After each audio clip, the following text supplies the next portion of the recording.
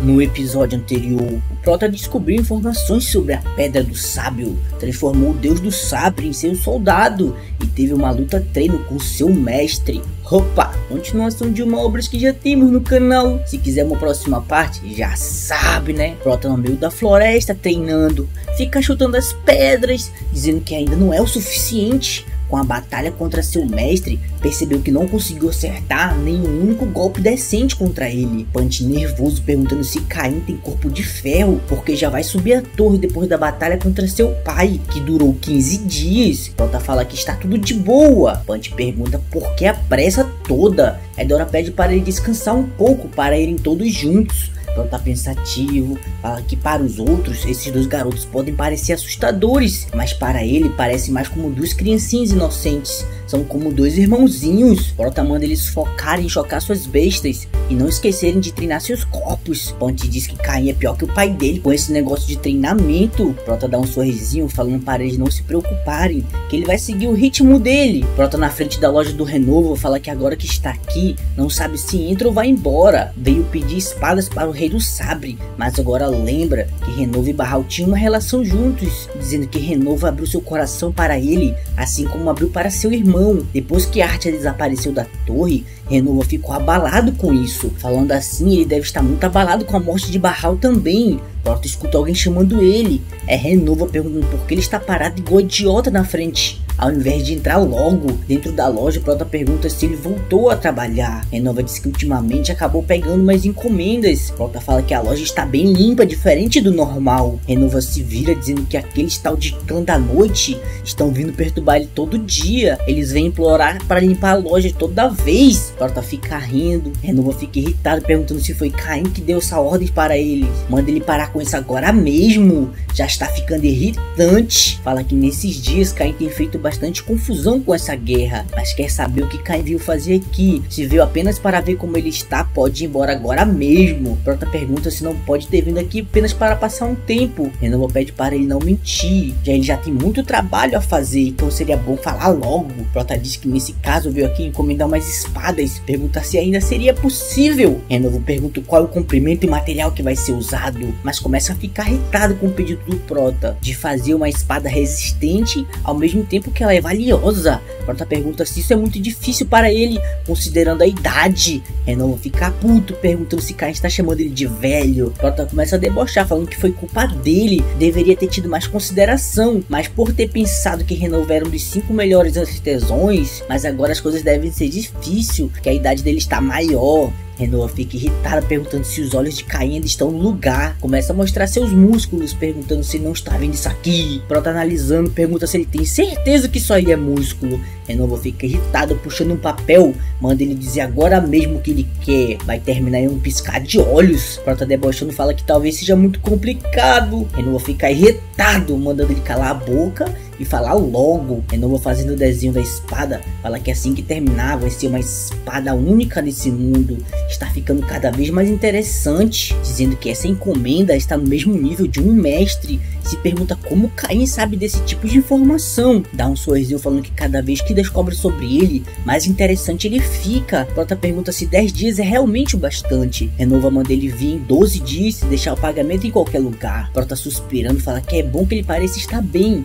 mas vai deixar um presente que roubou do anel. Renova chama o Caim, falando que quando chegar na idade dele, a Deus se torna algo comum, então de agora em diante não precisa vir procurar para importunar ele de novo. Prota só confirma com a cabecinha, vai indo embora falando que a dor de perder alguém ele entende melhor do que ninguém, mas agradece que Renova não esteja parando por isso. Dentro de uma caverna, só o bagaço, o Deus da Espada finalmente acorda, começa a se lembrar dos fragmentos da guerra, fica se perguntando o que aconteceu depois daquilo, começa a se levantar, mas percebe que metade do seu poder mágico foi destruído, como também metade do seu corpo, e é um milagre ele ainda estar vivo. Pergunta se tem alguém aí, fala que agora não consegue usar seus poderes, essa situação é igual ao passado, se lembra que quando era criança era humilhado pelos outros, mas percebeu uma coisa antes de todos, a lei da selva, onde apenas o mais forte reina. Foi quando também conheceu o Deus da Lança, que não era um predador, mas também não era uma presa. Fica se perguntando por que está lembrando desse passado inútil. Assim que vai se aproximando da entrada da caverna, lanterna, vê alguns soldados na frente dela, mas assim que chega mais perto,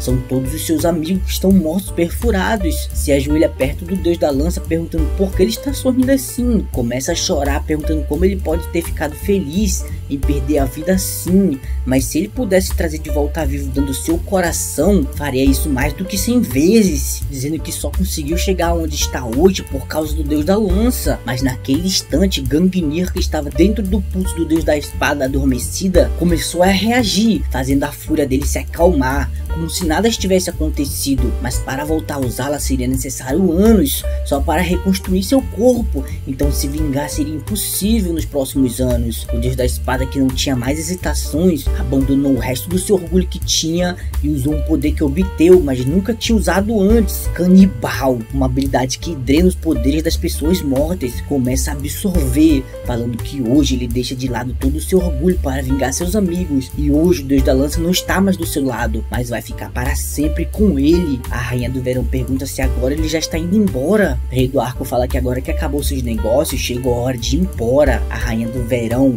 diz que como ele chegou nos 5 melhores da espada azul, planeja dar uma alta posição nos 81 olhos. O que ele acha? O rei do arco fala que só aceita se for trabalho no momento, não está querendo trabalhar sob as ordens de ninguém. Rainha do Verão pergunta se ele não sabe que vai ter muitos benefícios dentro do clã Dragão Vermelho, mas mesmo assim ainda não vai querer esse cargo. Deus do Arco, sem nem pensar, recusa na hora. Rainha do Verão, pensativa, diz quem diria que seria recusada tão facilmente. Ouviu dizer que ele é um mercenário e veio do mesmo lugar que o Asas Celestiais, mas não sabia que ele era tão forte assim. Encontrar alguém como ele, talentoso, vai ser difícil, e precisa de alguém assim agora que Barral foi morto. Ele é um tesouro tentador, mas não pode ser ganancioso agora. Seu cabelo está ficando azul, é um sinal que seu coração está morrendo lentamente. Se isso continuar, ela vai virar pedra. Os subordinados dela estão procurando em todos os andares, mas mesmo que achem o deus da espada, provavelmente não vão conseguir achar a pedra do sábio, e tem certeza que alguém já pegou não só a pedra do sábio, como também os materiais necessários para completá-la. Precisam encontrar o rastro desse desgraçado. Ela faz a mesma pergunta de novo, perguntando se ele tem certeza que não quer servi-la. O deus do arco fala que já tem um deus que ele serve. A rainha do verão fala que essa é a melhor forma de recusar sua proposta, então vai pedir por outro trabalho que precisa, vai dar o quanto ele quiser, e não tem limite de tempo, mas precisa ser feito o mais rápido possível. Precisa que ele encontre uma pessoa para ela. O deus do arco, pensativo, fala que espera que esse trabalho dure muito tempo. Prota, tomando chá no clã da noite, fala que não vai demorar muito, então vai direto ao ponto. Ele está procurando pelo Barhan. No passado, Barhan era membro de Elohim, um dos outros grandes clãs. Elohim era seletivo com os membros que podiam ficar no clã. Eles eram a burguesia da torre, mas Barhan viajou à torre dizendo que seu nascimento tinha sido inútil, e como resultado ganhou o título de exilado. Cleberson fala que em 4 dias entrarão em contato para dizer se conseguiram as informações. Prota puxa do alvo do bolso, manda ele entrar em contato através disso, de algum anel de comunicação. Cleberson, nervoso, pergunta se está tudo bem para ele usar algo assim. Esse anel é um artefato com um número limitado e é um item extremamente caro. Prota deixa um dinheiro na mesa, falando que essa vai ser o pagamento pelo serviço. Cleberson, nervoso, fala que ele podia só pedir para fazer de graça. Prota rindo fala que ele ter feito o clã da noite ter virado um dos mais fortes fora da torre prova que mesmo que pareça um idiota, na verdade é bem esperto. Vai saindo dizendo que eles vão ser bastante úteis no futuro. Por serem espertos, devem saber que no futuro vão ter mais trabalho assim, mas acha que já está quase na hora. Prota chega no andar 16, falando que isso não vai ser legal. Por ele ter escolhido o caminho do tempo de escudo de antes, não pode mudar seus caminhos, mas não se arrepende da decisão que ele tomou. Mas por ter destruído o templo, não pode esperar que seja um teste fácil agora. Assim que ele tentou seguir o caminho, percebe que tem uma barreira dizendo que a entrada dele está proibida pelo proprietário. Fica nervoso, falando que dessa forma não vai conseguir completar o seu teste. Puxa sua espada, dizendo que não vai ter outro jeito, vai ter que entrar na base da força. Mas uma pessoa de branco aparece, pedindo para ele parar, falando que esse é o território sagrado de um deus. Pede para que ele evite violência aqui. Prota pergunta quem diabos. Ela se apresenta dizendo que seu nome é Hepburn, uma apóstola da deusa Urt, e fala que a deusa dela deseja encontrá-lo. Prota fica se perguntando por que a deusa Urt ia querer lhe encontrar. Prota pergunta se a deusa Urt está tentando lhe ferir por causa do incidente no templo. Hepburn fala que elas não têm poder para isso, mas pode fazer um juramento em nome de sua deusa. Prota pensativo fala que é verdade que os apóstolos de Urd não são perigosos, mas ela está no nível de um rank, só não entende porque ela se aproximou para levá-lo até o templo, mas por jurar por um deus significa que eles estão dispostos, caso quebrem a promessa, a pagar com uma grande consequência por isso. Hepburn fala que ele não precisa ficar tão alerta assim, a deusa tem um desejo sincero de encontrá-lo, falando que não vai ser uma escolha ruim para ele, já que precisa completar o desafio. E como foi impedido de entrar nos outros dois templos, como a deusa Urd chamou por ele, o caminho já está aberto. Prota fala que se for assim, não tem motivos para recusar esse pedido, mas começa a usar sua aura, falando que mesmo assim não gosta desse método. Sua sombra começa a cercá-lo, cortando seu capuz, falando que isso é surpreendente, não pensaria que ela seria um alto elfo. Hepburn pergunta o que ele está fazendo. Prota fala que mesmo que ela tenha jurado, não tem motivos para confiar nela, vai liberar ela assim que tudo tiver acabado, e como ela disse, se não for machucado, não tem motivos para machucar ela também. Hepburn fala que ele é cheio de suspeitas. Prota fala que não é idiota, já que seguir alguém na torre sem saber suas intenções é pedir para morrer. E eles vão chegando no templo. Prota fica pensativo, falando que esse templo de Urd, mesmo ela sendo a mais velha dos 3 deuses, seu templo ainda é bem modesto. Se pergunta por ela se é a deusa do passado, ela é tão impopular com os seguidores, e dizem que o apóstolo é um avatar de Deus. E por julgar o comportamento dos sacerdotes, parece ser verdade mesmo. Mesmo eles vendo a foice no pescoço, não falaram nada, nem sequer olharam em seus olhos, falando que precisa garantir de mantê-la viva. Se lembra que recebeu um recado para tomar cuidado com a deusa mais velha. Prota pensativo fala que não liga para as palavras de um demônio, mas é bom ter cuidado. Mas Hepburn como refém vai ser bem valiosa para isso. E os alto-elfos são conhecidos pelos cabelos dourados, uma evidência sanguínea divina da Freya, a deusa da beleza, dizendo que é sabido que a maioria dos elfos que estão vivos tem mais de 1000 anos. Então se uma raça suprema como um alto-elfo, que é um apóstolo, morrer, isso iria diminuir muito o status de Urd, o que significa que esse é o método mais seguro para ele. Mesmo que a deusa Urd fique insatisfeita com isso, não tem motivos para agir de acordo sem saber o que eles estão pensando. Chegando na porta, Hepburn fala que só pode levar até esse local, depois dali é o território sagrado, onde a deusa reside. Como não recebeu permissão para entrar, não pode ir junto. Prota sente uma grande quantidade de aura na porta, falando que é uma sensação pesada e diferente do que ele sentiu com a Rainha do Verão ou o Rei Marcial. Fica nervoso, dizendo que tem certeza que tem um grande poder escondido por trás dessas portas. Hepburn fala que Cain parece sentir. Existem algumas pessoas que mesmo com a porta fechada, conseguem sentir o que tem por trás dela, dizendo que pessoas assim têm um forte sexto sentido, ou nasceu com um sentido espiritual, ou já estiveram na presença do poder divino. Prota pergunta o que tem atrás dessa porta. Hepburn fala que existe um deus. Prota fica nervoso, falando que isso é impossível. Um deus não pode sair do andar 98, dizendo que as 3 Norns sempre deixam suas consciências no andar 16 por não gostarem de ficar presas no andar 98. Então tem certeza que elas não podiam descer com seus corpos completos. Hepburn fala que ele não precisa se preocupar assim que passar pela porta vai descobrir. A porta abre, Cain sentiu como se fosse uma boa ideia passar por ela. Ele estava curioso sobre o tipo de existência que um deus era. O poder que ele sentia do lado de fora era muito mais forte do lado de dentro. Um poder amplo, enorme e profundo estava consumindo a existência dele completamente. Era como se tivesse se tornado uma existência pequena e isolado como um vagalume. Para os deuses, humanos não são nada além de meras criaturas, e não seria estranho se sua existência desaparecesse por completo. Prota fica irritado, dizendo que não vai deixar isso acontecer, não pode morrer aqui. Começa a ativar sua vontade de combate, falando que se perder a concentração vai ser consumido vivo, não pode deixar ser influenciado pelo poder de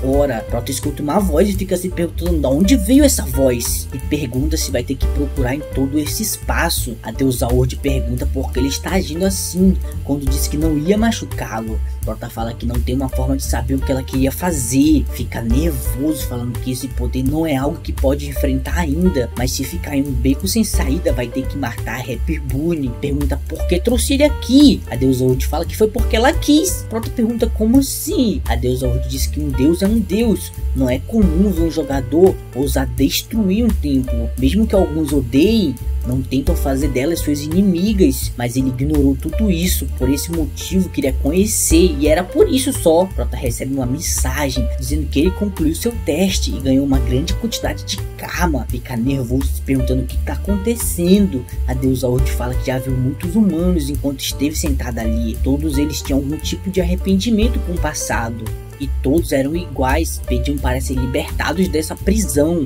Mas Caim é diferente, não tem arrependimento ou conexões restantes, mas ao mesmo tempo que está nadando em direção a um passado profundo e continua a culpar a si mesmo sem parar. Não existe Caim, só o seu irmão morto, o irmão que foi traído pelos amigos que confiava. Pergunta se Caim vai conseguir confiar neles. Essas pessoas parecem diferentes, mas seu irmão também pensava a mesma coisa, dizendo que a traição pode surgir a qualquer momento. Então por isso Caim fica atento, tão suspeito, e continua suspeitando. Começa a rir perguntando se não é assim que ele tem acostumado a viver até agora. Prota se lembra que quando estava no exército, seus amigos subiram no helicóptero, mas levantaram um voo, e foi traído por seus companheiros de confiança no meio do campo de batalha inimigo. Arriscou sua vida para enfrentar o perigo por eles, mas o resultado foi traição. Naquele momento ninguém pensou que ele fosse sobreviver, mas não podia morrer daquele jeito. O ódio que sentia por seus companheiros que lhe deixaram para trás e seu ressentimento era o que fazia o continuar seguindo em frente. Ele só pensava em sobreviver a qualquer custo. Com isso se arrastou 150 km pela floresta, encontrou e matou inúmeras pessoas, e em algum ponto parou de pensar. Fúria, ressentimento e vingança, abandonou todas suas emoções. Foi nesse momento que começaram a lhe chamar de Caim, um monstro sem emoções. A deusa Urd manda ele continuar assim e cai cada vez mais profundo no abismo. Assim nunca vai conseguir escapar disso. Desse jeito Caim vai se tornar uma de suas coleções, como as outras bonecas que já tem, mandando Caim revelar o verdadeiro monstro que tem dentro dele. Prota dá um sorrisinho, começa a usar sua aura perguntando se é isso tudo que ela podia fazer. A deusa Urd fica surpreso falando que isso é impossível, não dava para ele fugir disso. Muitos jogadores que entram na torre tinham algum arrependimento, e de todos eles o Caim era o pior. Não tinha como se livrar daquele passado facilmente. Prota começa a rir dizendo que seu negócio aqui acabaram, vai indo embora, falando que esse teste foi bem fácil. A deusa Urd estava planejando colocar o Caim em um estado de confusão, considerando que ninguém tinha um passado tão caótico quanto o dele, já que ele não era alguém que tinha esperança, só escalava a torre e não fugia do passado, só ia cada vez mais na direção dele. Então ela estimulou aquele ponto pensando que ele nunca fugiria daquilo, com todo esse passado horrível. Uma pessoa rindo fala que ver a deusa Urd assim é uma visão engraçada. Ela fica com raiva dizendo que se ele for falar besteira, sai fora daqui. Hermes rindo pergunta se ela não acha que está na hora de parar de enganar as pessoas, dizendo que aquele alto elfo não é um brinquedo dela. Deusa Urd irritada fala que ele nunca vai entender. Hermes pergunta se ela quis dizer como um cara com um passado como aquele